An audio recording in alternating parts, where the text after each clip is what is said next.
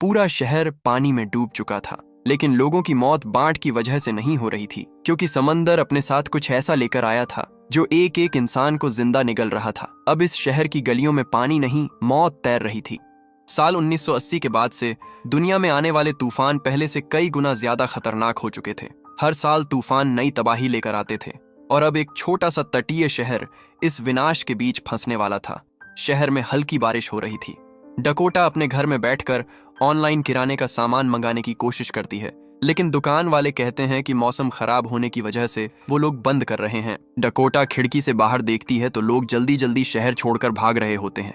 वो खुद बाहर जाने का फैसला करती है, लेकिन जैसे ही वो सड़क पर पहुंचती है, बाहर का डर और अफरा तफरी देखकर उसे पैनिक अटैक आने लगता है। तभी उसका एक पड़ोसी उसे पहचान लेता है और उसकी माँ की मौत का जिक्र करने लगता है। डकोटा बात तक नहीं कर पाती और डर कर वापस अपने घर लौट जाती है। उधर एक झील के पास 3 बच्चे खेल रहे होते हैं। उनमें से रॉन पानी में कूद जाता है, लेकिन कुछ देर तक बाहर नहीं आता। बाकी बच्चे डर जाते हैं, मगर थोड़ी देर बाद वो हंसते हुए बाहर निकल आता है। डी दुखी थी, क्योंकि कुछ दिनों बाद स्कूल खुलने वाला था। रे कहता है कि कम से कम स्कूल में रोज खाना तो मिलेगा। तभी उनका फोस्टर पिता ओल्सन वहां आ जाता है और उन्हें डांटने लगता है। बच्चे उससे बहुत डरते थे। इसी बीच एक मीट ट्रक फैक्ट्री के पास रुकता है। वहां से एक गर्भवती महिला बाहर निकलती है, जिसका नाम लिसा था। वो एक पशु डॉक्टर थी। ट्रक ड्राइवर बॉब उससे कहता है कि वो सामान छोड़कर तुरंत शहर छोड़ देगा। लिसा रास्ते में अपनी माँ से फोन पर बात करती है। उसकी माँ उसके मंगेतर को कोस रही थी, जिसने गर्भवती होने के बाद उसे छोड़ दिया था। वो चाहती थी कि लिसा पानी से भरे टब में बच्चे को जन्म दे, लेकिन लिसा अस्पताल में डिलीवरी करना चाहती थी। तभी उसकी माँ बताती है कि शहर से बाहर जाने वाला हाईवे बंद कर दिया गया है। ये सुनकर लिसा डर जाती है, क्योंकि अब उसे समझ नहीं आता कि वो शहर से बाहर कैसे निकलेगी। उधर डेल नाम का एक मरीन बायोलॉजिस्ट समुद्र की तरफ बन रहे तूफान को देखकर परेशान था। वो डकोटा का अंकल था। उसे पता चलता है कि हाल ही में 6 बुल शार्क ताजे पानी में देखी गई हैं। कुछ देर बाद रिपोर्ट आती है कि ये तूफान अब कैटेगरी 5 हरिकेन बन चुका है। डेल तुरंत अपनी भांजी डकोटा को फोन करता है और शहर छोड़ने के लिए कहता है, लेकिन डकोटा मना कर देती है। तूफान तेजी से बढ़ने लगता है। ओल्सन बच्चों को घर ले जाते हुए लगातार उन्हें धमकाता रहता है। वो कहता है कि अगर उन्होंने बात नहीं मानी तो वो उन्हें फिर से फोस्टर केयर में भेज देगा। डकोटा टीवी पर खबरें देख रही होती है। जो तूफान पहले छोटा माना जा रहा था, वो अब भयानक कैटेगरी 5 बन चुका था। वो चैनल बदलकर अपनी माँ की पुरानी वीडियो देखने लगती है और रोने लगती है। उधर ओल्सन बच्चों को भरोसा दिलाता है कि घर की खिड़कियां बहुत मजबूत हैं, क्योंकि उसने खुद उन्हें लगाया है। फिर वो बेसमेंट में जाता है, जहां उसकी पत्नी रैचल बच्चों के पैसों का चेक दिखाती है। उन्हें हर महीने बच्चों की देखभाल के लिए $1500 मिलते थे, लेकिन वो बच्चे भूखे रहते थे, जबकि ये दोनों खुद अच्छा खाना खाते थे। तभी डी नीचे आ जाती है और स्टेक देखकर सवाल करती है। रैचल उसे सिर्फ ब्रेड पकड़ाकर भगा देती है और कहती है कि बेसमेंट में आना मना है। इससे साफ पता चलता है कि वो दोनों बच्चों के साथ बहुत बुरा व्यवहार करते थे। उधर डेल मीडिया वालों से बात कर रहा था। रिपोर्टर शार्क की खबर को बढ़ा चढ़ाकर दिखा रहे थे ताकि लोगों में डर फैले, लेकिन तभी तूफान और ज्यादा खतरनाक हो जाता है। लिसा एक दुकान तक पहुंचती है, लेकिन वो बंद मिलती है। तभी अचानक फोन नेटवर्क बंद हो जाता है। डर के मारे वो अपनी प्लेलिस्ट चला लेती है ताकि खुद को शांत रख सके। डकोटा अपने घर में बैठी होती है। तभी बाहर से जोरदार आवाजें आने लगती हैं। अचानक बिजली चली जाती है और समुद्र का पानी शहर की सुरक्षा दीवार तोड़कर अंदर घुस आता है। कुछ ही सेकंड में पूरा शहर पानी में डूबने लगता है। लिसा रास्ता ढूंढने की कोशिश करती है, लेकिन तभी उसे बॉब मिल जाता है। वो कहता है कि सड़क पर पेड़ गिर चुका है, इसलिए वो आगे नहीं जा सकती। तभी दोनों देखते हैं कि तेज पानी उनकी तरफ बढ़ रहा है। लिसा कार मोड़ने की कोशिश करती है, लेकिन गाड़ी फिसलकर पेड़ से टकरा जाती है। उसकी कार बुरी तरह फंस जाती है।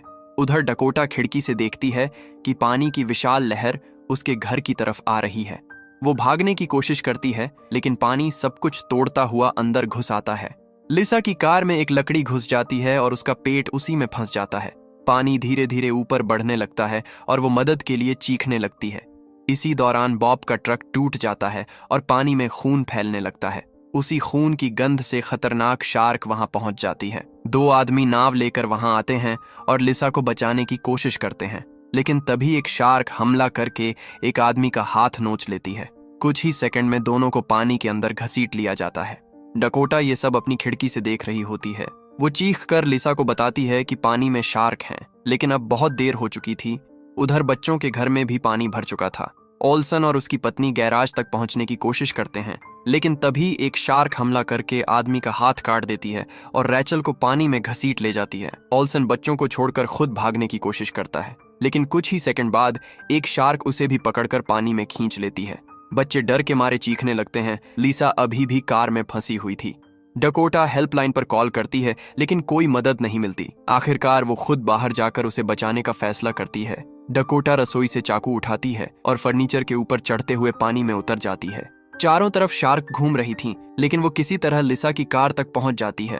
वो कार में फंसी लकड़ियों को काटती है और आखिरकार लिसा को बाहर निकाल लेती है। दोनों किसी तरह वापस घर में पहुंच जाती हैं। लिसा राहत की सांस लेती है। उधर डेल और उसकी टीम शहर की तरफ बढ़ रहे थे। तभी उन्हें पता चलता है कि एक विशाल गर्भवती ग्रेट व्हाइट शार्क भी शहर में घुस चुकी है, जिसे वो कई सालों से ट्रैक कर रहे थे। बच्चे अभी भी टेबल के ऊपर फंसे हुए थे। पानी लगातार ऊपर बढ़ रहा था। रॉन को याद आता है कि बेसमेंट में बंदूकें और कुछ सामान रखा है। वो वहां जाने का फैसला करता है। डकोटा और लिसा छत पर जाकर मदद का संकेत देने की योजना बनाती हैं, लेकिन तभी लिसा को तेज दर्द शुरू हो जाता है। उसे समझ आ जाता है कि बच्चे का जन्म होने वाला है।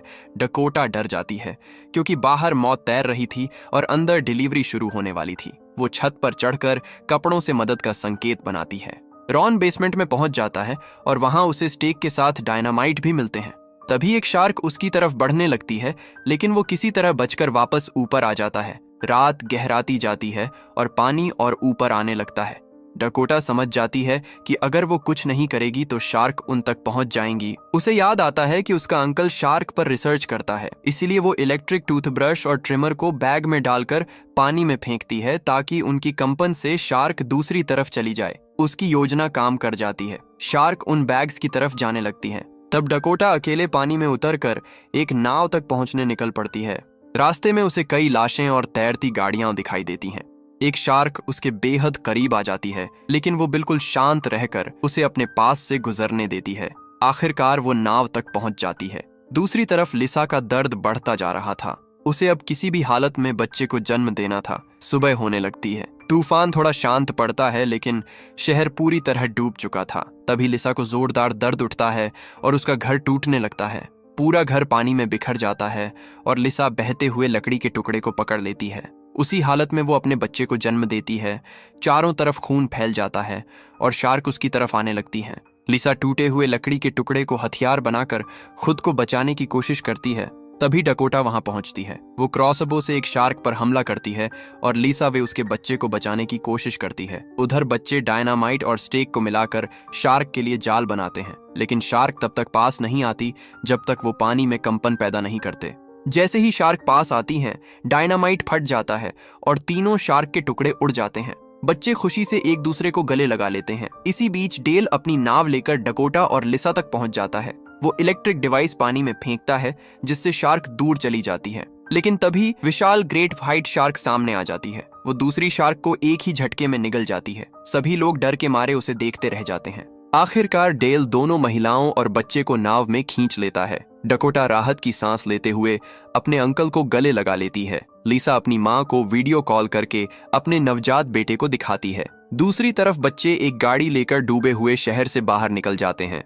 रिपोर्टर कैमरे में रिकॉर्ड करते हैं कि हर साल तूफान पहले से ज्यादा ताकतवर होते जा रहे हैं। तभी डेल की पार्टनर समुद्र में एक और नया तूफान बनता हुआ देखती है। यानी ये तबाही अभी खत्म नहीं हुई थी, बल्कि एक और विनाश उनकी तरफ बढ़ रहा था। और इसी के साथ ये खौफनाक और दिल दहला देने वाली कहानी यहीं पर समाप्त होती है। अगर आपको वीडियो पसंद आई हो तो वीडियो को लाइक जरूर करना और ऐसे ही शानदार मूवी एक्सप्लेन वीडियो देखने के लिए हमारे चैनल केडी सिनेक्स को सब्सक्राइब करना मत भूलना।